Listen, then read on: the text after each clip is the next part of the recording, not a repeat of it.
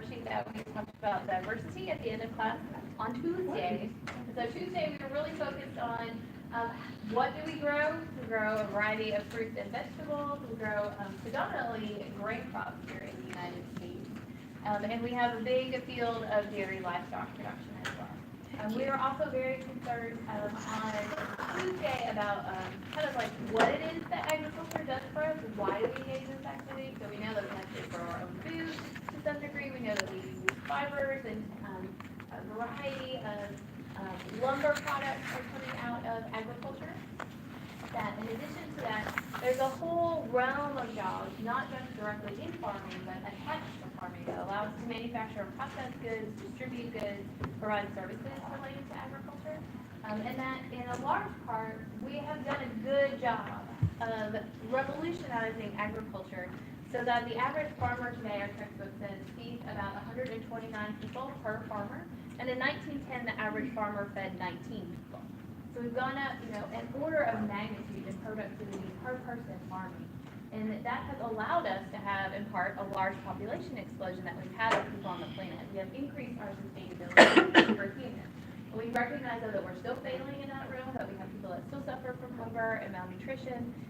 We call it, food insecurity here in the United States, and there's a gradation between, true famine, food scarcity that's lasted for over a year, and a lack of adequate nutritional resources, whether it's in calories or vitamins and minerals that can get into your diet. Okay? But the purpose of agriculture is to provide for that, is to give us those necessary items that we need, not just for nutrition, but in all these other areas of our life. So it affects our shelter, it affects our clothing ability, it definitely influences our freshwater resources as well.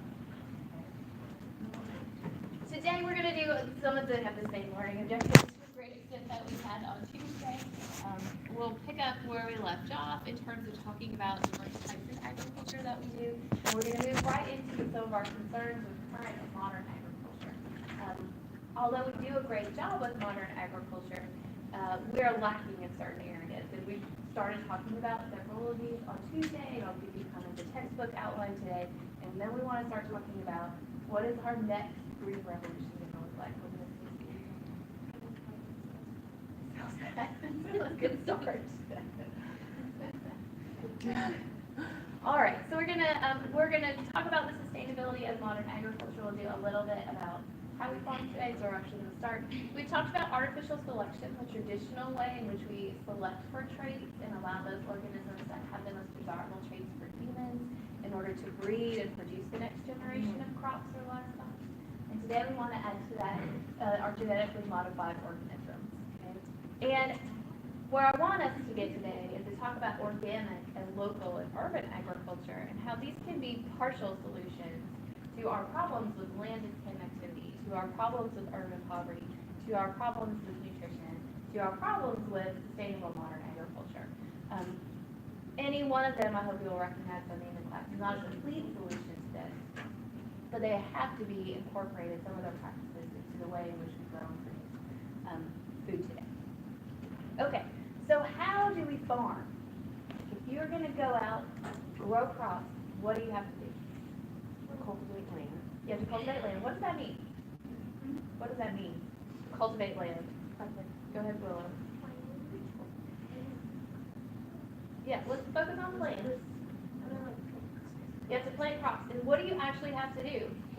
You have to rip up the grass in order to get to the actual soil. Good. Till the land. You have to remove what's there. Okay, we call that usually tilling or plowing. And then what do you do? Caleb? You have to aerate. Good. You have to make sure you have good aeration. That also comes with tilling or plowing. And we're going to churn up the soil so that we break up the plants that are there. And we create this nice, fertile, loamy, hopefully, soil that's on our topsoil layer that can have lots of aeration that water can percolate into. Then what do you do? Yes. The plant. Strategy. Figure out like what your soil well. Good. So one thing that is becoming very important to productive agriculture is recognizing the current soil chemistry that you have on your field. So what are your current nitrate levels? What are phosphate levels like? How much of our magnesium, sodium, potassium is in the soil, depending upon what type of crop you want to grow? What is soil pH like? What is soil water levels like, or saturation at this particular point? And Then what do you do? You plant. Once you figure out whatever crop and output, like plant. Yeah, then now that we've done all this prep work, now we're ready to actually put seeds in the ground. Okay. How does that happen on a modern farm today? That you're gonna actually put seeds in the ground? Do you hire someone or Tractor. you use a big honking machine? Big old Okay, how tractor. many of you have been to the Ohio State Fair? Dude, you have to go. There are days when it is like practically free to go if you bring in like a thing that like the Ronald McDonald House says that they need, or if you bring in a candy kit, like you can get into the state fair for like $2. And you can see these amazing farm machinery that is used to plant and maintain and harvest and prep the soil for farming. And hopefully you will be awed by the massive size of these machines and what one person now is able to accomplish when it comes to planting a field of crops. The traditional way is that you would go out there as a farmer and you would drop the seeds in whatever line or holes you had prepared for the seeds to go into. Now we do a lot of that soil preparation and we do the actual planting and laying down the seeds with machines. It's incredibly expensive. $500,000 Yes, machine. exactly. They're Yeah. incredibly expensive, and so the individual farmer may not own an actual seeder. And many of these machines, You they can be, you can swap out the huge attachments that are on the front so that you can do a whole bunch of jobs for you on the farm. You may not own that machine individually, but you own it as part of a co-op. And so several farmers in your area will together get a loan for a machine and pay it back together, and they will move from one farmer's property to another, performing the different tasks that need to be done that particular year. Okay, what do you do after you've gotten seeds in the ground? You have to water it, and you have to water it appropriately. So irrigation is a huge factor in growing crops. And it's one of our, as we've talked about, one of our main freshwater uses worldwide. A ton of our freshwater, like 70%, goes into crop irrigation. It's the main use of freshwater, particularly in the western United States. Yeah. So, yeah, we'll get there, Caleb. After you seed, you gotta make sure that one can get the seeds. Good. So usually, we have some process again as we're dropping seeds in that's gonna cover over the seeds with soil. And then we have to protect those seeds. And you have to protect those little growing seedlings and plants until they get to harvestable size or age, they get to maturity. Okay. What do we do to protect those crops while they're growing? Willow? Yeah, you put dirt on top of the seed. Fertilizer, Elena. Pesticides. Okay, we're going to try to keep stuff away from the crop so that it's going to be perfect. It is that beautiful goldeny reddish apple that is just perfectly ready for harvest. Okay, you know that when you're looking at the apples in the store, if it's got bruises on it or it looks like the worm has gotten into that particular apple, you're going to choose another apple. Okay, the purpose is to get as many products to market that someone's going to want to buy. And in today's modern agricultural revolution, that takes irrigation and it takes the use of a variety of synthetic chemicals. Both herbicides to kill plants, pesticides to kill insects, also we kill rodents, we kill fungi that might infect our plants, and we apply fertilizers to promote and boost plant growth. It's really dependent again upon the soil chemistry and what your particular crop needs. And when it comes harvest time, what do we do then?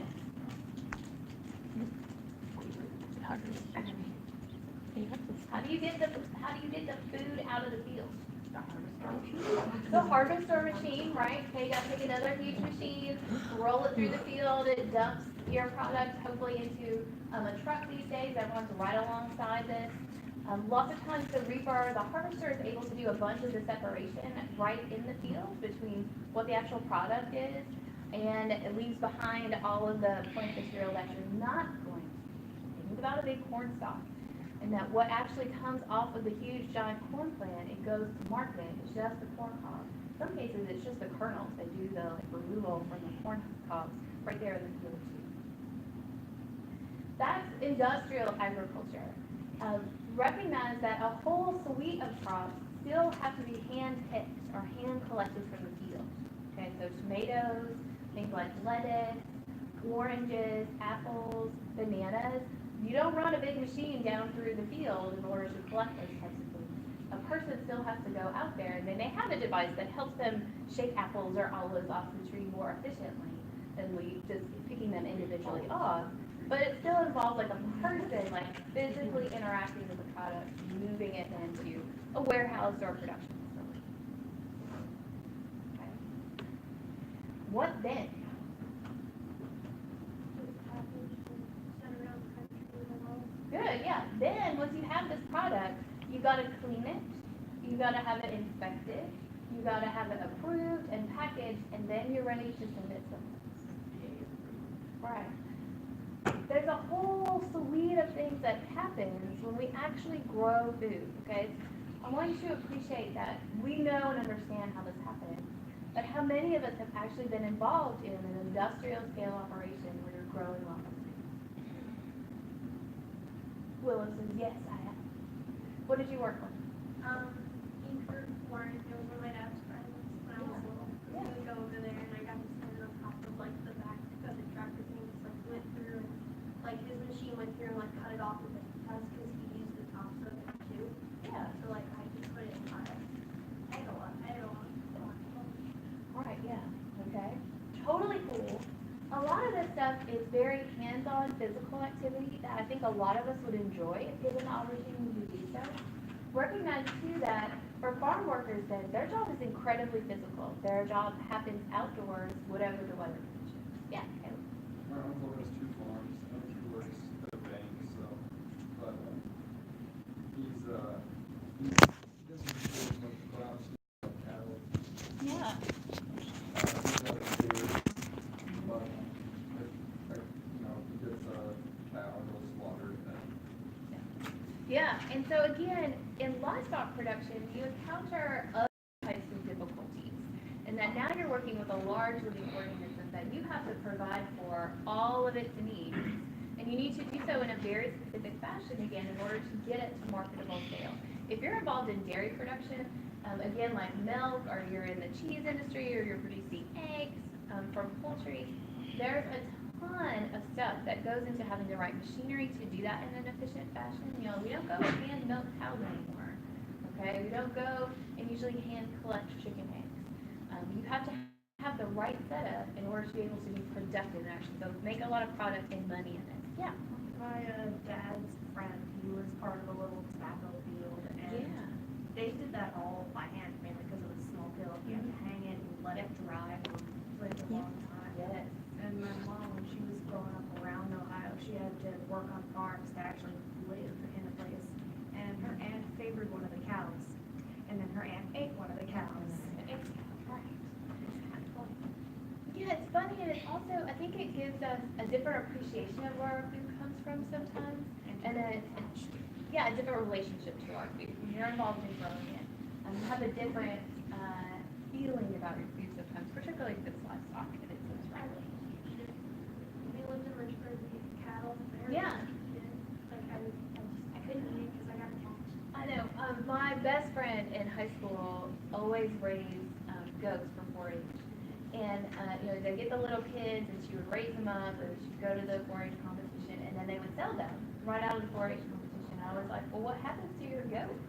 You know, like, don't you want to keep your goat? And she's like, no, we don't want adult goats. And I was like, no way we're keeping goats beyond like this very first year, 18-month stage.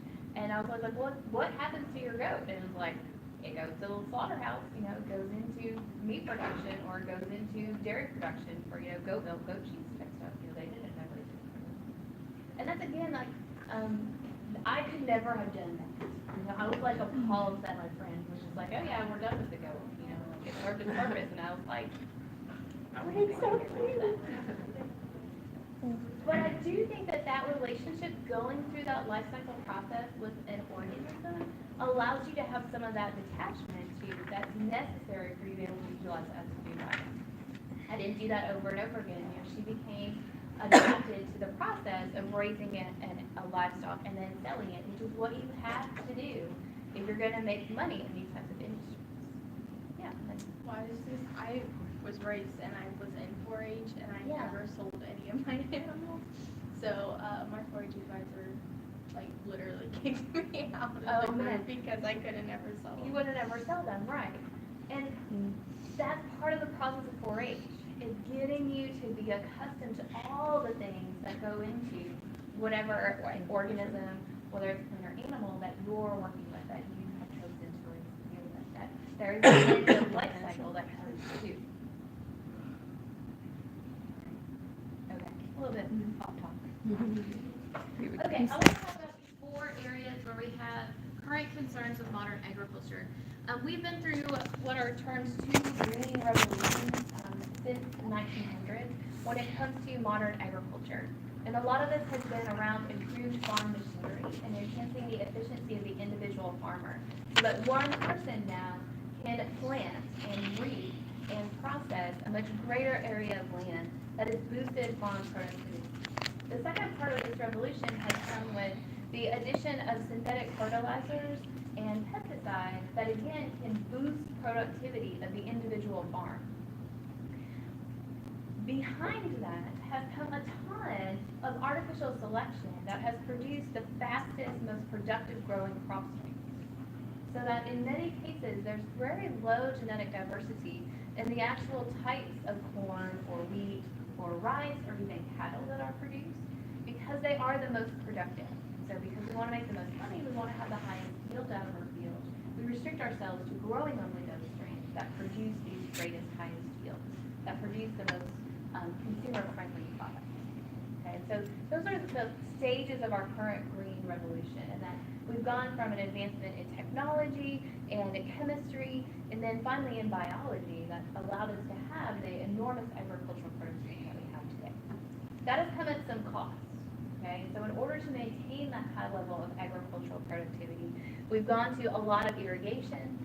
We have moved, as I've started to mention, from traditional polyculture, a large genetic diversity base, in different crop strains, into large-scale industrial monoculture, which has affected land use and created land use issues. We have problems with worker safety and compensation across the board in any country when you look at agriculture. And then we're familiar with this idea of chemical overuse, and this idea of particularly overuse of fertilizers as it relates to eutrophication when it comes to water resources. And that's definitely an outlay of modern agriculture and our current use of fertilizers to boost productivity. Yeah.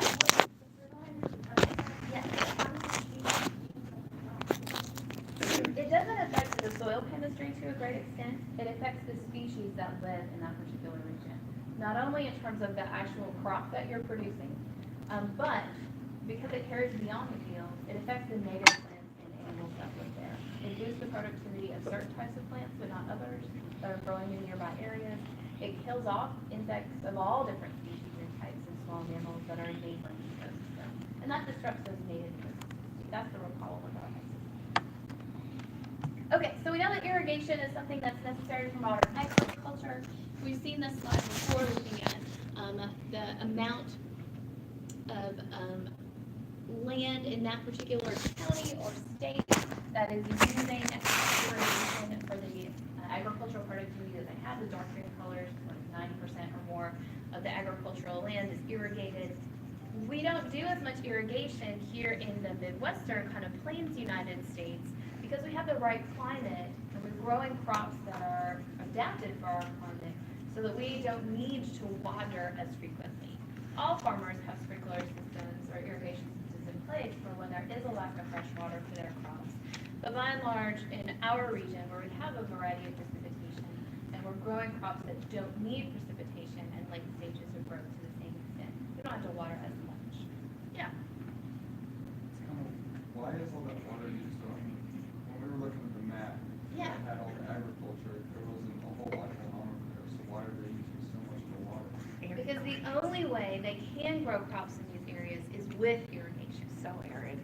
It's so dry there, and yet they've decided that, hey, we can grow crops here. The soil is right for this particular type of fruit tree or to grow whatever it is that we have determined we want to grow as farmers.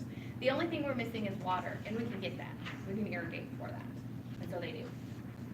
It has helped to boost agricultural productivity in the United States. It's helped to diversify the types of crops that we grow, but it comes at this enormous cost of freshwater resources. Right now, water is very, very cheap. Okay, like you pay a water bill each month, you pay a sewer bill each month, but water is very, very cheap compared to its actual cost out in the environment. You know, you're paying pennies on the dollar for water that you use And that's important for farmers. That's what allows them to use freshwater resources. They had to pay more for water. They would not irrigate these places. They would not even try to grow crops. When I went to Colorado, we flew over and you look down, all you just see is big circle patches Yes. of green and all around it's just dry. Yes, I'll show you a picture of that. All right, so we know that we use a ton of water in irrigation. We know that the best irrigation systems are those that avoid evaporation and evapotranspiration of water away from fields. We know that the best irrigation systems that help us utilize our freshwater resources to the greatest extent are drip or trickle irrigation systems. You can lay them right next to the plants, whether above or kind of on the ground with them. We know that we have to move agriculture, particularly in the western United States, towards these irrigation systems because they are running out of fresh water. That when they have these drought scenarios, which are predicted to be more frequent for them, that they will not have the fresh water they need to maintain their agricultural productivity. And we need that, both as a nation, economically and nutrition-wise, and we need them to be doing this type of crop production on a worldwide basis too. Yeah. So to increase the cost of water, more people will probably go to irrigation. Yes, undoubtedly. And so those are things that communities or water managers are pushing for, is to subsidize changes in irrigation systems like we talked about before, to provide tax breaks if you switch, or to raise the cost of water so that all of a sudden these things pay for themselves in a much quicker fashion. Okay, but irrigation has given us pictures, just like Andrew was talking about, that if you fly over the plain states, you fly over the western United States, and places where they are doing agriculture, you can clearly see where the fields are. You can see where the irrigation is happening. You see those green patches of plant growth, and on the edges of them, where the water does not reach, then you have less of that growth. It's less green, it's much drier because it's not being artificially watered. We know the effects of irrigation and that it causes water scarcity, it changes watershed dynamics, it puts stresses on freshwater ecosystems and the services they provide, both for us when we go to need those resources, as well as most importantly for the wildlife upstate. Okay, so let's talk about land use issues. So the second big problem with modern agriculture has to do with the way that we use land. And about 40% of all of Earth's land surface today is devoted to agriculture. And increasingly, the type of agriculture that's performed is what's known as industrial monitoring.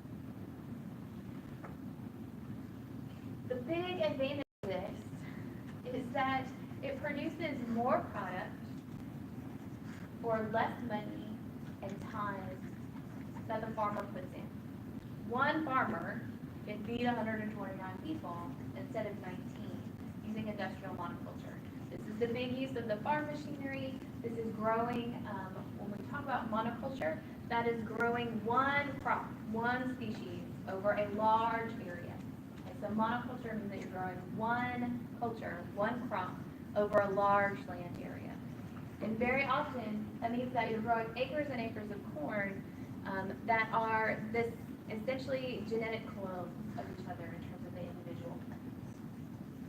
This means that you can process, treat that entire field the same way because you're growing one thing and you know exactly what it needs and you can exactly provide that. It makes you very productive.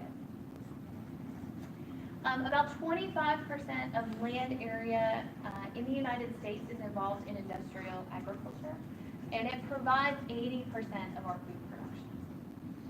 It is enormously efficient when it comes to product per energy input ratio. The difficulty with industrial monoculture comes when we look at the long-term impacts of this. On the short term, in terms of getting food produced, getting marketable products, it is meeting the mark. Okay, it is incredible at this. This is why we have turned to this in modern agriculture. But it has resulted in a loss of genetic and species diversity. By growing one strain of a crop across the entire field, there's no diversity within that field to provide resiliency to disease or pests that might encounter in the field. You are reliant upon caring for that particular plant. You have no fallback if something happens to that one type of crop that you're growing. If a disease comes in that can infect the strain that you're growing, it will wipe out your whole crop. Okay, there's no buffer. The other problem that comes with industrial monoculture is that we have big fields that are growing just one species. Okay, and that's great if you're a species that likes to eat corn. Okay, like yes, bountiful fields of corn, go for it. But if you're a species that doesn't like to eat corn, can't digest corn, would rather needs to eat a variety of different food items in order to provide for your own nutrition, your multivitamin mineral intake, you're now limited. You now have to travel a greater distance or move to a different geographic territory in order to provide for your nutritional needs. So there are consequences when it comes to genetic and species diversity associated with industrial monoculture. As I mentioned, we have this loss of resiliency. What we've seen is that traditionally we grew a whole range of strains of different crops, whether it was corn or tomatoes or apples. And as we moved towards just a few varieties that the consumer desires that we can produce in high yield with high efficiency, we've lost some of the potential resistance to things like disease and pests that are starting to crop back up. That as we have grown particular crops, the pests adapt to that particular item. That one organism or a couple that have resistance to the pesticide, they survive. And they're the ones that grow and reproduce for the next season, which means that a greater portion of the population the next season is pesticide resistant or antibiotic resistant or herbicide resistant. And eventually you end up with weeds and pests that are resistant to the chemicals and the types of crops that you are growing. And we have no buffer to fall back on to raise a new crop up that is now going to be better, beneficial at fighting off that pest that we have created, essentially. Okay. The other thing that comes from this is that, again, a loss of economic resiliency, that by putting all of your money into growing one or just a couple crops on your farm each year, you're limiting yourself on what you can bring to market. And if you have a bad growing season, if you have a natural disaster in your region, you have a new fungus that pops up, you have no fallback. You're going to lose acres and acres rather than just a couple acres that can be grown in traditional polyculture of that particular crop. This means that we provide a lot of subsidies to farmers in order to ensure that they continue to grow in excess, lots of times, these particular types of crops like corn and wheat and soybeans. And that we pay them to give them insurance, essentially, that whatever happens, you will still be able to make money and plant seeds the next year. And that is a use of tax dollars that is good for agricultural productivity. It says, yes, if you continue to plant cotton, we will make sure that you make money and make your money back growing cotton this season. Even if your cotton plant fails, your cotton fields fail, even if the market price of cotton is lower than it would have been because we have a flood of cotton on the market at this particular time. So we lose a lot of this resiliency in a whole bunch of different areas by losing diversity. We talked about why diversity is important at the end of class on Tuesday. This is one reason. This is where the lack of diversity really starts to show is in industrial monoculture. Okay, often with industrial monoculture, that long-term impacts are that we end up with soil exhaustion and soil erosion. That by growing the same crops, even if we're rotating them on the land year after year after year, we remove vital nutrients from the soil. And a lot of this comes from the fact that, as I mentioned on Tuesday, we're taking a bunch of that organic matter away from the field that grew it, and we're making and using it and eating it and wasting it someplace else. That the full nutrient cycle of plant growth and then death and decay in that one place is cut off when we harvest food items and send them somewhere else. Okay, even if you grow tomatoes one year and then the next year you grow lettuce and the year after that you grow beans, we're harvesting and taking away some of that organic matter and those nutrients each time we harvest. And so we're short-circuiting the nutrient cycles. We're depriving the soil of the full return of nutrients. And that has consequences. It means that we have to apply more fertilizer than we did the year before.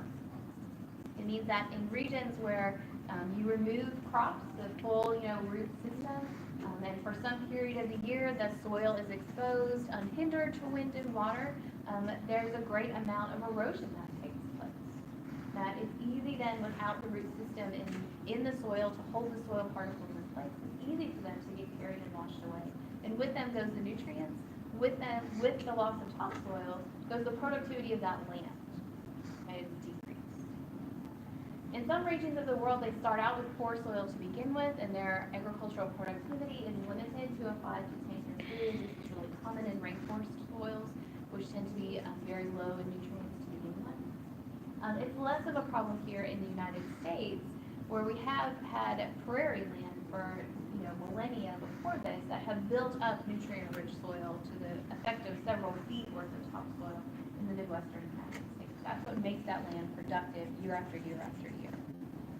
Okay. The loss of topsoil, of course, can lead to the Dust Bowl scenarios that we talked about, and the real consequence of soil erosion and exhaustion is that we get less productive yields, that you will produce less marketable product than in years before as you lose topsoil. And so again, as we irrigate more with these kind of full flush irrigation systems, we tend to wash away more of the topsoil than we do in the drip irrigation system. Yeah.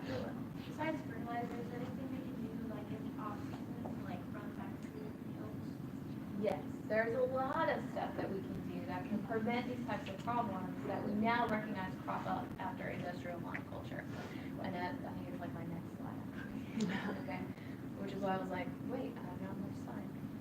We have a problem in the Midwestern United States in terms we have a serious concern about loss of topsoil in terms of erosion or in terms of soil exhaustion. This is also really problematic in some of our other big agricultural areas in China as well as the steppes of Russia. Sub-Saharan Africa, a place where we have a lack of food resources. It's very difficult to grow crops there because of their particular type of climate. Even the fertile arable soil that they have is very at risk. And a lot of this has to do with intensive repeated agriculture on the same land, whether it's a more traditional practice or the industrial monoculture. Yeah. Why did they put, I know this isn't all they do, but they put stable or non-vegetative on the same thing? Yeah, Kind kind of like misses the point. how am I supposed to know how much land we have? That's stable and okay. Yeah. Yeah, it's not great, you're right. I'll encourage you to write a letter to Mom. They do revise our textbook really frequently. They get a new version just about every other year. We're kind of due for another one. So maybe, and they do fix stuff like that. I guess that's like completely. Yeah, like I don't know if this is like stable agriculture here or if it's just because people don't want to grow stuff in that part of Canada. Like, I don't know. The only one that we know is non-vegetative is Antarctica. Right, this place we know is not doing it. Again, you know that the frozen tundra permafrost regions up here are that's non-vegetative, as is, the desert regions of Australia and Africa.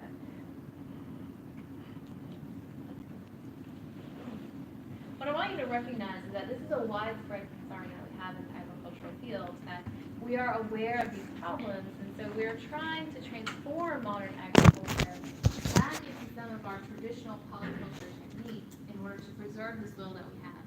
Soil building and soil formation takes millennia. It is on a geologic time scale, okay?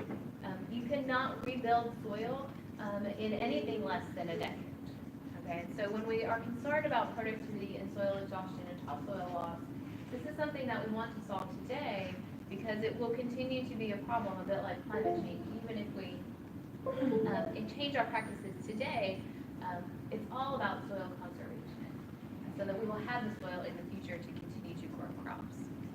Traditional polyculture is an agricultural system that more correctly mimics the natural system of plant diversity in our crop practices.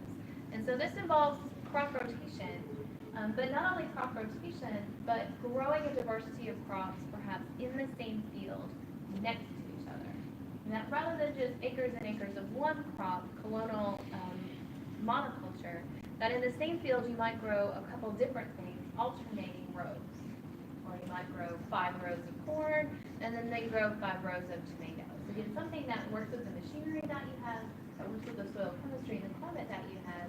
But now it's not just one huge field of the same crop. We're starting to intersperse this. And then we're going to change and rotate what crops we grow, season by season or year after year. A big part of this involves exactly what we're starting to question is how can we preserve the soil and keep vegetation in place year-round? These are the ideas of conservation tillage, which is where when you till the soil and you harvest a crop, you leave that organic matter on the field to decay in place, so that the nutrients return back to the soil, at least from the part of the plant that you're not using. You don't take the whole plant off the field and process it, and then put the organic waste in one location. You let it stay on the field and rot in place. That leaves a layer to protect the soil from erosion, and it helps with soil exhaustion, helps return some of those nutrients back to the soil. Okay. It takes the right machinery though, which means that farmers have to switch sometimes what they've been using before. Contour farming, of course, is this type of practice where you move with the curvature and the steepness of the land as you plant crops. This makes complete sense when it comes to soil erosion, that you want to have breaks on the slope of a field if you have a hill or something, so that the water can't just run down and sweep the soil away if you're growing crops with it.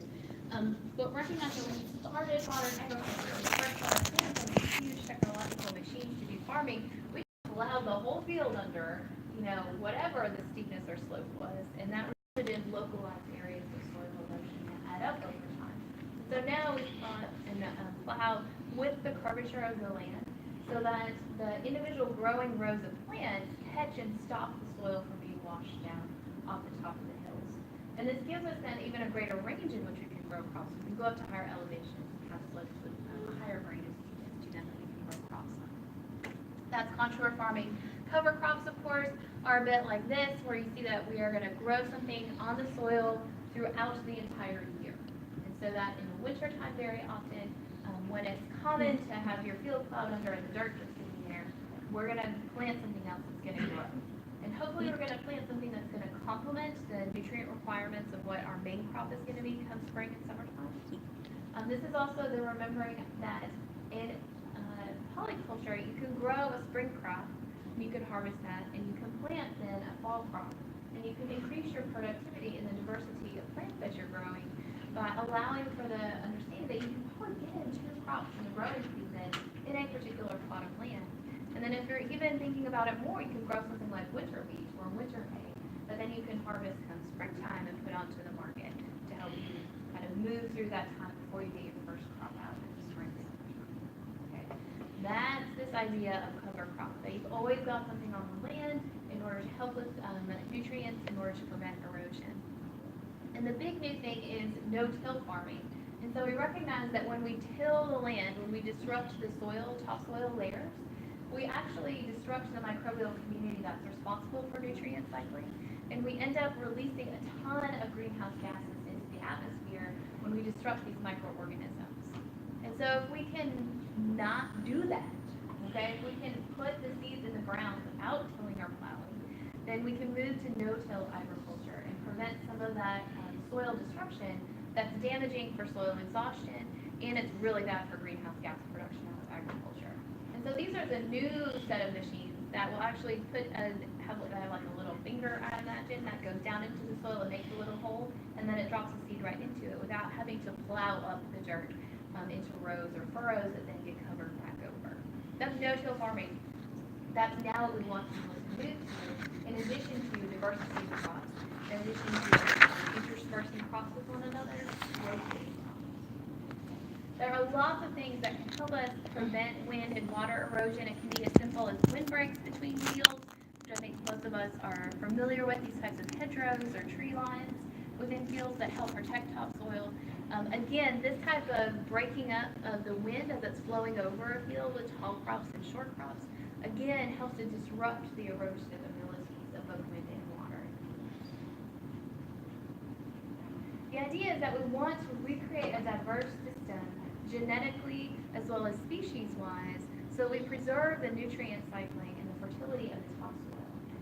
We want to recreate the prairie, but with the species that are helpful and beneficial to us. Does that sound crazy? No. The deal is and farmers are like, yes, we want to do this because they recognize that the soil is their greatest resource and they want to preserve it. They're at a point where they're like, how do we do this? How do we move into this new era of agriculture so that we can do this with the machinery that we have, with the resources that we have on hand? show us the way forward so that we can accomplish this. Okay, all right, our third problem with farming, as I alluded to also on Tuesday, comes with farm workers and compensation. And here in the United States, we have this problem with our farmers. And that the traditional stereotype of the farmer with the straw hat and they're sitting on the fence post row and they've got all the coveralls and whatever type in the boots. Like that's who farms. Like that's honestly who puts down on the farmer as their occupation on the U.S. Census. Predominantly in the United States, farmers are white males and they're about 65 years old. That's cool. Okay, like that's who farms, that is who has traditionally farmed in the United States. Kind of like, right, there's always been a variety of people who've been involved in farming, even though they might not be the manager of the farm or the person who's getting the income and productivity from the farm attributed to them. This is a problem in the United States because this is an aging population of people that are about to get out of the business of farming. They want to retire. They are old and they hurt, like physically, after years and years of farming. And it's becoming more and more difficult for them. And as they retire, then we lose the people who have the greatest amount of experience when it comes to farming. They know how to rotate crops. They know exactly where to go to get the types of seeds and resources they need to be productive farmers. And their children are more and more infrequently deciding to become farmers and take over their particular farm or to go into farming and livestock like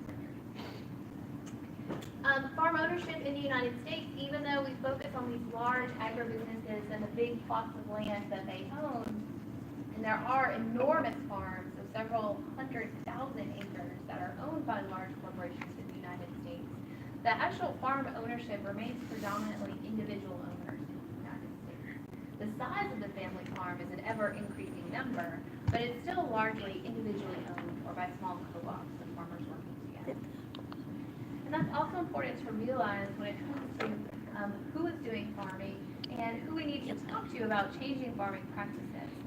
We're concerned about agribusinesses, but actually the large agribusinesses are not the major farm holders in the United States. Yeah. You're forgetting per se a generational farmers. Yeah. There need a better way to farm. I get it, there's much more Yeah. they're trying to implement, but new generation. Yes. That is I think our hope, our desire when it comes to modern agriculture is that the new generation of farmers that are coming out of the land-based schools, that are coming out of ag schools, will have this information under their belt. They will have engaged in these better practices and they will implement them on their farms. The question is, how do they get a piece of land to work? If you're not going to inherit that property, then you have to go buy that property from an individual landowner. And that takes a lot of startup money to do that. And so how do we move these burgeoning farmers, people who want to farm, who want to farm better, how do we get them on the land to actually do that? Okay. Along with this worker compensation and safety issue comes the understanding of what a subsidy is, as I mentioned before. This is money from the government that's used to supplement income. In the farming industry, this is to the order of about $20 billion that are paid out to farmers every year as farm subsidies. This is the farm bill, okay, that we had last year. We had reauthorization problems with it. It comes around every 5 to 8 years, depending upon how long they authorize it for, that we look again at the subsidies that we're going to pay for farmers and the types of programs that we are going to engage farmers in to make sure that they're producing the products that we actually need. Okay, because in thinking about what farmers are doing, right, like they're trying to optimize profits for the land that they have. And if they're going to make more money growing marijuana than corn, then they're going to do that. Okay, but we still need corn as the basis of a whole ton of other industries. And if all the farmers stop growing corn, then those industries will fail. So we pay subsidies to ensure that farmers will grow corn, as an example, so that those other industries are provided with what they need. This helps the farmers make a choice that stabilizes our economy in a variety of sectors, even though it might not be in the farmer's individual best interest to grow that product. Okay. It also guarantees farmers income for crops despite market fluctuations. Again, if everyone is growing corn, that means that when you go to sell your corn, you're gonna get less money for it because there's a lot of corn out there on the market. Subsidies help to set the price of things like corn so that farmers can earn a living wage, so they can earn enough money to pay their debts that they have accrued and buy seed for the next year. If we look at what kinds of crops we pay subsidies in, corn gets the most here in the United States, followed by wheat and cotton and soybeans. Some of these are, direct payments to farmers that are made. The government writes you a check for doing these types of activities, depending upon what you bring to market and what you were guaranteed by the government when you started growing. Some of them are given out as kind of more claim-based type subsidies that my crop failed this year for whatever reason, and so I need to partake in this particular program, even though I cannot stand on that at the beginning of the season. Here in the United States, we have a really big problem this season with soybeans because we've been traditionally selling our soybeans to China, and part of our current trade war with China means that China's not buying U.S. soybeans as they were before. And so we have a bunch of U.S. farmers last fall that planted and grew soybeans, and now they have nowhere to sell their product. And they're wondering if they should plant soybeans the next year or not, which is coming up time for planting season and purchasing supplies for planting. And what's happening with the trade war in China, because if it's going to continue, then they're going to grow another crop that they can actually sell rather than stockpiling more soybeans. And subsidies play into that when the government says, oh, it's okay for you to plant soybeans this year again, we promise we'll pay you a good price for it, even though you can't sell them where you thought you did. Okay, all right, the final aspect of farm worker safety and compensation has to do with actual farm workers and what happens to them on the farm. Any type of physical labor comes with it some inherent dangers, and that's very true when working on a farm. Even if you're just driving the tractor, it's incredibly dangerous because you're working with this huge piece of machinery that today is automated. If you stop or get out of the cab and you need to interact with the machinery, it will run you down, okay? Like, lots of these devices are driven by GPS today. There's not even a person in it. If it breaks down and you need to go out and fix it, and you get it fixed and it starts running again, it will hurt you. Okay, it will, unintentionally come after you. And so there's some very inherent dangers of being a farm worker, even if in our kind of modernized agricultural system, you may not be out doing the physical labor of bending over, picking up, and digging. Definitely with farming, you have an enhanced risk of a variety of types of skin cancers because you have enhanced UV exposure, you're outdoors all day long. You have an enhanced risk of certain types of cancers and respiratory illness that come along with exposure to the synthetic chemicals that are utilized on a seasonal or daily basis in your job. This is acute exposure to these chemicals where you're the one that's dealing with the concentrated mix for dilution and then spraying or application out on the field. That means if you do this incorrectly, you get a really high dose and exposure to that particular chemical, and it can have those really acute effects associated with these. So there's physical and machinery dangers, UV and chemical exposure. Working in the field is not an awesome experience some days. Nice in the spring when the weather is fair and the sun is light and the breeze is nice. But come high summer, it can be very, very hot, and it can be difficult to take appropriate breaks for yourself and to make sure that your farm workers that are out in the field doing hand harvesting or hand pollination or hand planting get appropriate breaks. It's very easy to get heat stroke. It's very easy to get dehydrated in these jobs because of the environment in which they find themselves. In our farm laborer population, there's a high rate of harassment that comes particularly for women. It's estimated that 6 out of every 10 female farm workers in California has experienced either physical or sexual abuse on jobs. The wages for the average farm worker in the United States are about $9 an hour, which means that they make less than $20,000 a year. This is not the farmer. These are the people that are working on the farm, which means that they're below the poverty line for a family of 4. And remember that this is seasonal work, that they only work when there's jobs to be done in the field. And that's why over the course of a year, they make so little money. Most farm worker jobs don't come with benefits, not like they're gonna start a 401k for you or retirement plan. You are increasingly seeing that healthcare benefits are offered to farm workers because we're starting to recognize that there are fewer and fewer who are willing to engage in this type of farm work because it is dangerous, because it is strenuous, because it is low income. And if a farm worker gets injured, they're out for a long period of time, and so it's to the farm workers' hands to provide healthcare and resources so their farm workers can stay on the job.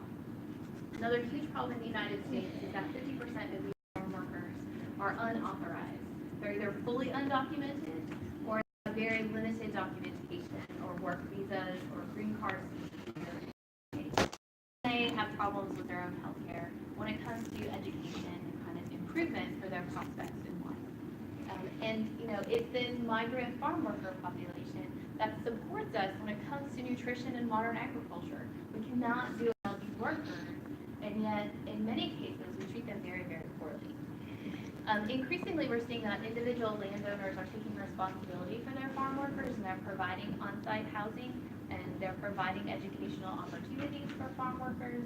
They tend to really focus on the families of the farm workers' families so that, again, they can keep these people in place in a community and allow them to build up resources and resiliency for themselves. And then by being self-sufficient, then the farm worker is a better worker on the farm. Okay, it comes full circle in these types of instances. Don't have any questions? We don't see this too much here in Ohio, although we do have migrant farm workers in Ohio.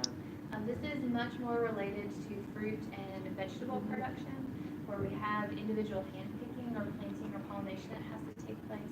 So migrant farm workers are a much bigger story in California, Oregon, Arizona, New Mexico, and Florida, and a lot of those types of orchards there. Okay, all right, so our last concern with modern agriculture has to do with the synthetic chemicals that are applied to the fields. And this is both fertilizers and a variety of pesticides. And again, the problem is not the use of fertilizers and pesticides. Very beneficial to modern agriculture. The problem with these chemicals is their overuse, their incorrect application. That's when they become problematic, not necessarily for the agricultural field, but for the ecosystems that are living alongside the agricultural fields. Here in the United States, the main types of compounds that we utilize as fertilizers are nitrogen and phosphorus and potash. And potash is a potassium fertilizer. It largely comes from ashes, which again is why it's called this. If you used to have your cooking fire at night, and you produce ashes from whatever you have been burning, and then you put that on your field as fertilizer. And we do that in a synthetic fashion today, just like we synthetically produce nitrogen and phosphorus fertilizers. The traditional source of these fertilizers was from dead and decaying organic matter, from sewage of a variety of different types. Today, to provide for the huge, vast area that needs to be fertilized, we synthetically produce these chemicals through interesting things like a Haber process.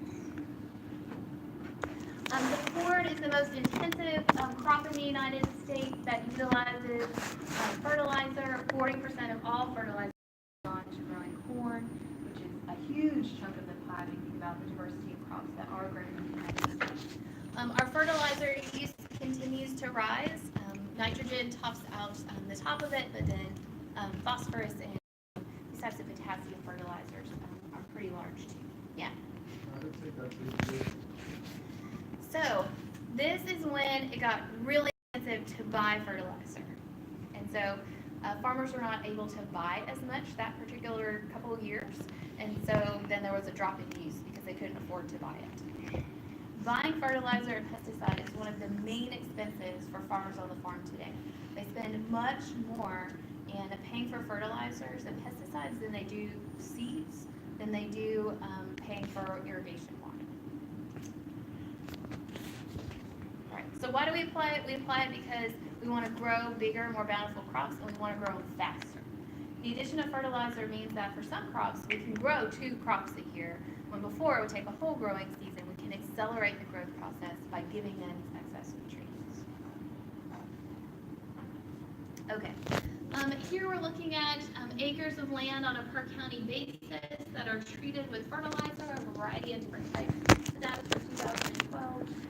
The darker green colors again are showing counties that have a higher percentage of our land area that's fertilized. So where do we use a lot of fertilizer in the United States? Florida, for sure. We talked about this. They have really crummy soil to try to grow plants, so they have to use a lot of fertilizer to get it done. Where else? Kind of the Gulf Panhandle. Yeah, Texas, this area of Mississippi, Louisiana, not Louisiana, too great.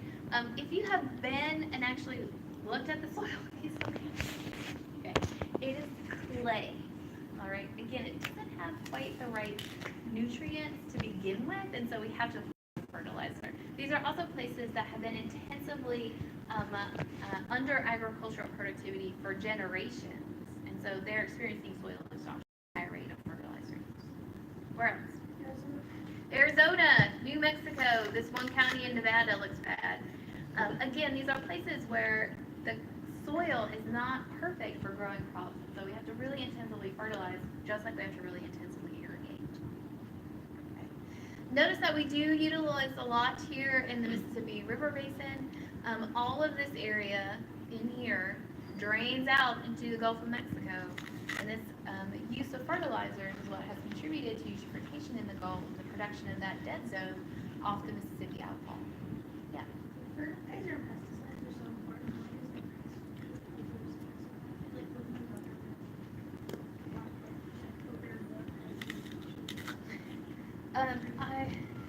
I totally agree with you, Willow. Like, if we're dependent upon this agricultural productivity, then the government perhaps should be more involved in many areas of agricultural productivity rather than on just the back end side, which is the subsidy side. Honestly, our government doesn't care that much about how you get the crop, just as long as you get it there. And so if it costs you a lot of money to do that, well, that's too bad for you. But it's like the years, like a couple years that I came before the fertilizer, I'm assuming the cost probably accounted for that, like you did it over a long period of time. If you did it over a long period of time, perhaps the government would step in. But a couple of years isn't long enough for us to know this necessarily until you see it in the long-term trend afterwards. Like, it's so obvious to us, like, oh my God, what happened then? But when it was happening, you know, we didn't know if this was a problem short-term or long-term. It was very short-term, and so we didn't do anything about it. And then, right, and so again, it's this idea that we're going to be reactive to problems rather than preventive.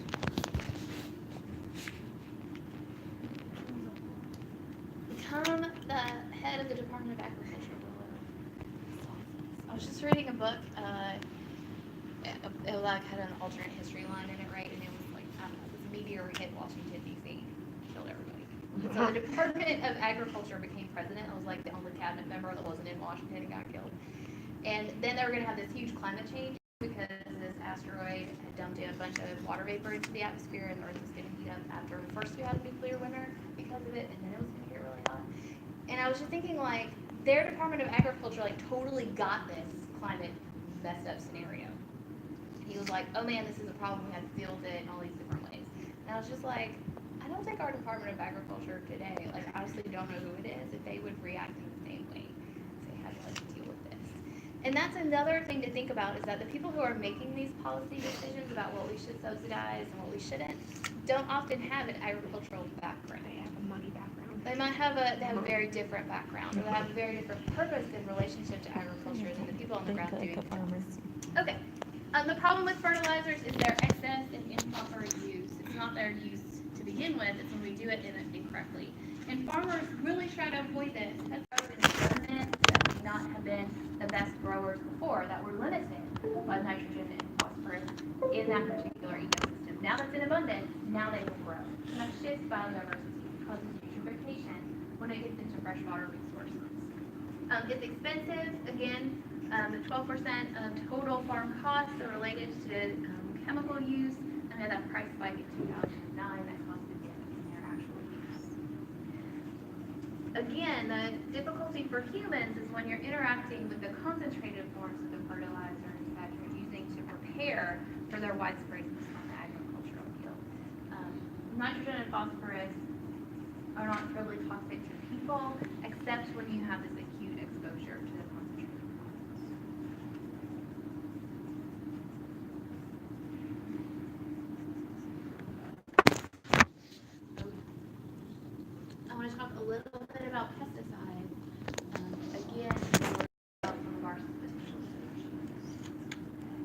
All right, so pesticides, we use these chemicals to kill a variety of pests, whether it's a plant, an herbicide, a fungus, a fungicide, whether it's an insect, an insecticide, whether it's a rodent. I mean, we still have mice and moles and shrews and rabbits that come into fields, and we want to deter them, because we want to kill them. We want to deter them from being in our agricultural fields. These chemicals have helped to boost productivity. They've helped us fight disease and some of the common crop blights that infect and reduce productivity. They've helped us enhance growth and efficiency of our agricultural practices. The U.S. applies about 20% of the global total of pesticides. We're not the #1 applier of pesticides. That comes in usually in the tropics, where there's a greater variety of pests that they have to deal with. Generally, see fertilizer and pesticide use is higher on island nations, where they are trying to be very productive on a limited resource. But our pesticide use has increased 50-fold within the last couple of generations. Again, our acres and acres of corn that we grow in the United States, that's 40% of our pesticide use. And part of that is because it takes a lot of pesticides and fertilizers to grow corn. Part of it is because we grow so much corn. It takes a big chunk of our chemical use. It's very expensive, just like when it comes to fertilizers. The problem again with these pesticides is that we did not intend for them to do so.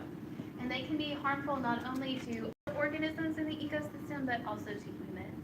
And again, most of the problem with exposure to pesticide chemicals across the world for humans doesn't come in the United States. As things like OSHA that regulate what your chemical exposure can be and how you should handle these chemicals.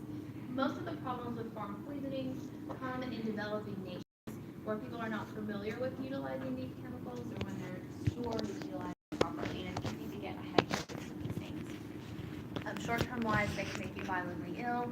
Long-term wise, lots of these things give you cancer. Okay. So 98% of farm poisonings go unreported in Central America. It's not something that people generally realize has happened to them until they think about it a little bit. We see that 85% fewer new queens are in bumblebee hives that are exposed to insecticides. This, of course, is problematic because a variety of different bees are important pollinators, not only of our agricultural crops, but of wild plants as well. And there are 42% fewer species of invertebrates in streams that have severe pesticide contamination. These chemicals kill organisms outside of the field. It doesn't like they stop working when they cross the windbreak boundary. Okay, they go on to kill insects and rodents and birds that feed upon them when they get beyond the agricultural field. And so these pesticides, they're great to utilize because they're persistent. They last for a long time in the environment. They do the job. You can apply the pesticides that we utilize today once at the beginning of the season, and they'll be present in the soil and on the plants through the entire season.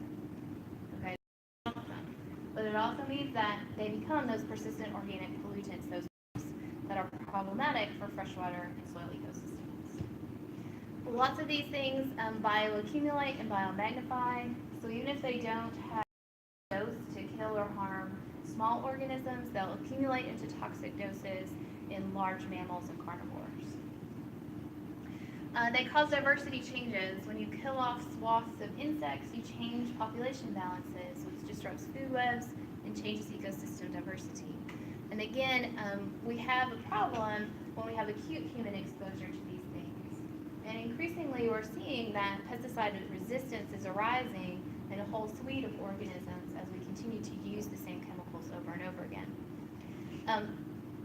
This is why a diversity of crops, a diversity of genetic strains of crops that we grow in a field or in a community are important, because it helps us avoid pesticide overuse. It helps us provide natural resistance to these problems.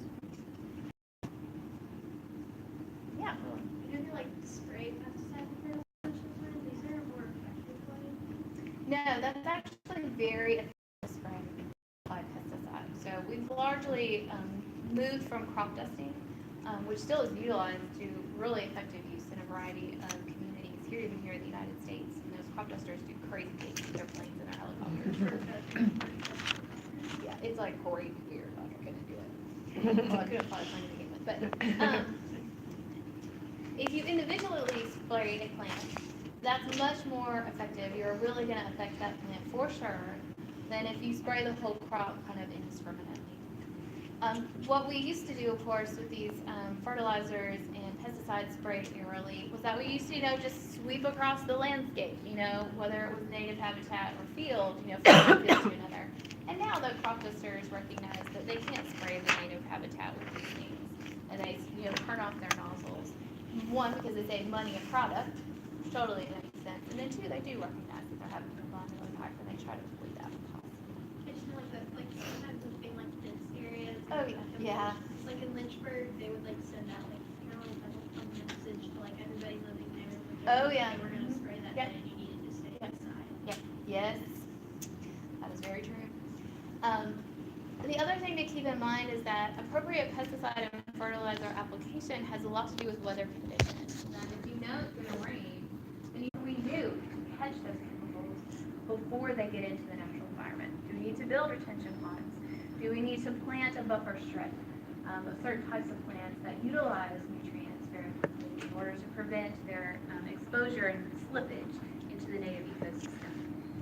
All these practices that we've been talking about around modern agriculture have to shift so that we use less of these compounds and then don't have to worry about their impacts. The idea of prevention and stopping it before it becomes a problem. Ponds, and we have to talk about this. Okay, we have to be informed about our agricultural practices to understand where our food comes from. And genetically modified organisms continue to offer a way to have resistance to particular insects or diseases, and that knock back our need to rely upon pesticides to get rid of those things.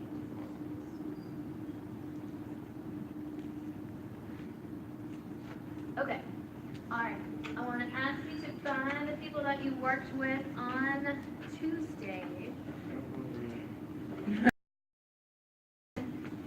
Grab your partners, and I want you to answer the other questions that are on the worksheet. If you were not here Tuesday,